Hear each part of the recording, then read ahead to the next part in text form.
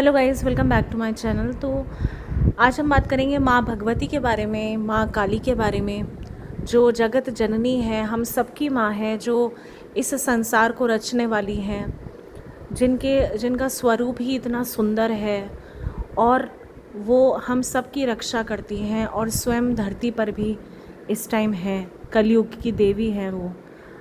तो माँ काली के बारे में हम यही बात करेंगे कि माँ बहुत ही ज़्यादा ममतामयी है, बहुत प्यारी है। कई लोग माँ के स्वरूप के अनुसार माँ को जज करते हैं, लेकिन मेरा ऐसा मानना है जिसने माँ काली की पूजा कर ली, साधना कर ली, या फिर सिंपल माँ काली को भी प्यार से एक बार देख लिया, तो वो ये समझ पाएगा कि माँ काली एक्चुअल में है कौन। तो माँ काली का जो स्वरूप है वो किसी रीज़न की वजह से है। माँ काली ने रक्त बीज जितने भी दुष्ट राक्षस थे उनका संहार किया था। उनके साथ इंसानों को बचाने के लिए माँ ने, बल्कि हम सबको बचाने के लिए, हमारी रक्षा करने के लिए, उस दुष्टों के वजह से माँ ने ऐसा रूप धारण किया था। क्योंकि आपको सभी पता है ये बात कि रक्त बीज को मारना इतना आसान नहीं था, तो माँ ने ये रूप धारण करा और फिर हम सब की रक्षा करी। लेकिन बाद में उनका जब गुस्सा शांत हुआ, तो जब उन्होंने शिव जी के ऊपर अपना पैर रखा तो उनकी जीवा बाहर आ गई। तो इसलिए वो स्वरूप जो है, वो माँ काली का स्वरूप इस तरीके का है। वो श्याम सुंदरी भी हैं, वो कृष्ण का रूप भी हैं।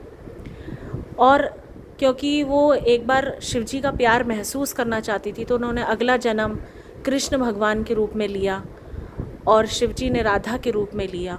तो माँ काली बहुत ही ज़्यादा प्यारी हैं, माँ काली बहुत ही रक्षा करती हैं। जब हम माँ काली से जुड़ते हैं तो हम माँ काली को एक्चुअल में पहचान पाते हैं। जब हम माँ से जुड़ते हैं तो माँ हर साथ हमेशा हर जगह हमारे साथ रहती है, वो हमारी रक्षा करती है, वो हमें गाइड करती हैं, वो गाइडेंस होती हैं।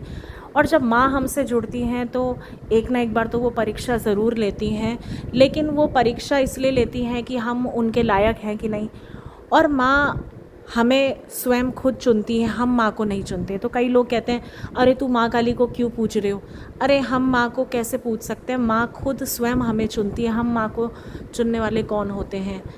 और माँ वाकई में ही बहुत ही ज़्यादा प्यारी हैं।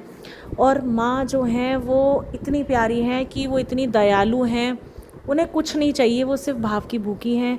तुम जितना माँ के आगे रो रो के अपनी बात को रखोगे, माँ ज़रूर तुम्हारी सुनेगी। और वो तुम्हें इतनी बड़ी से बड़ी परेशानी में वो तुम्हें कैसे निकाल लाएंगे तुम्हें पता भी नहीं चलेगा।